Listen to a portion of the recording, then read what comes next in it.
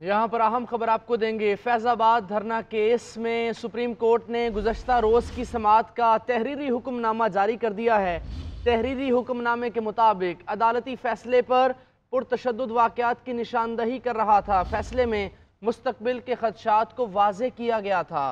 कौम को इसके नताइज भुगतना पड़े जो 9 मई के हालिया वाक़यात से वाज़ेह है। सुप्रीम कोर्ट ऑफ पाकिस्तान ने फैज़ाबाद धरना केस की गुज़श्ता रोज़ की समाअत का तहरीरी हुक्मनामा जारी कर दिया है। तहरीरी हुक्मनामे के मुताबिक अदालती फ़ैसला पुरतशद्दुद वाक़यात की निशानदही कर रहा था। फ़ैसले में मुस्तक़बिल के ख़दशात को वाज़ेह किया गया था। कौम को उसके नताइज भुगतना पड़े जो 9 मई के हालिया वाक़यात से वाज़ेह है। सुप्रीम कोर्ट ऑफ पाकिस्तान में इंतहाई अहम नौइयत के केस की समाअत कल जारी है थी और आज उसका तहरीरी हुक्मनामा जारी कर दिया है, जिसके मुताबिक कहा गया अदालती फ़ैसला पुरतशद्दुद वाक़यात की निशानदही कर रहा था। फ़ैसले में मुस्तक़बिल के ख़दशात को वाज़ेह किया गया था।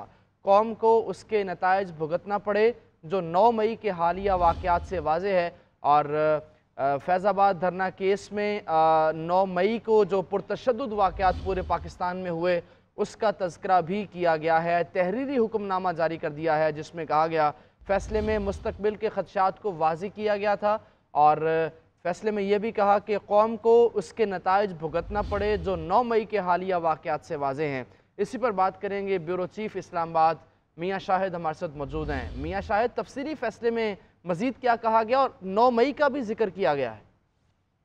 देखिए, 15 नवंबर के जो अदालती कार्रवाई का तहरीरी हुक्मनामा है वो सुप्रीम कोर्ट ने जारी कर दिया है और सुप्रीम कोर्ट ने फैज़ाबाद धरना केस का फैसला 6 फरवरी 2019 को दिया। ये हुक्मनामे में लिखा गया है, ये भी लिखा गया है कि अदालती फैसले में माजी के पुरतशद्दुद वाक़यात का हवाला देकर मुस्तक़बिल के लिए वार्निंग दी गई।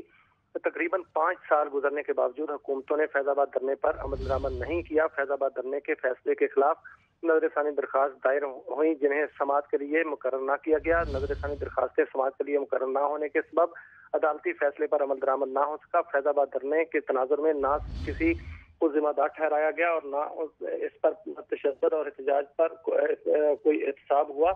नतीजतन कौम को 9 मई के वाक़यात देखने पड़े। ये एक बड़ी बात जो है वो उन्होंने इस फैसले में लिखी है सुप्रीम कोर्ट ने कि जो फैज़ाबाद धरना था उसके नताइज पर अगर अमल दरामद हो जाता तो फिर 9 मई के वाक़यात ना देखने पड़ते और यही वजह हुई कि 9 मई के वाक़यात इसलिए देखने पड़े कि जो फैज़ाबाद धरना था उस पर अमल दरामद नहीं हो सका। जी मियाँ शाहिद, मज़ीद 9 मई के पुरतशद्दुद वाक़यात का जिक्र भी इस तहरीरी फ़ैसले में किया गया है।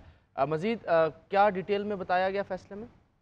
देखिए, उसमें ये कहा गया है कि दूसरों के लिए मिसाल कायम करते हुए ये अदालत सुप्रीम कोर्ट में की गई हेरा फेरी को तस्लीम नहीं करती। हुक्मनामे में यह भी लिखा गया है कि सुप्रीम कोर्ट अवाम का एतमाद बहाल करने के लिए ये सच तस्लीम करती है और अवाम अदालत सबूत देगी कि माजी की गलतियां नहीं दोहराई जाएंगी। सच्चाई इंसान को आज़ाद करती है और इदारों को मजबूत बनाती है। पाकिस्तान अवाम सच से कम किसी चीज़ के मुस्तहक नहीं है और फैसले में ये लिखा गया है कि लाजिम है कि हर इदारा शफाफ और जिम्मेदारी से काम ले।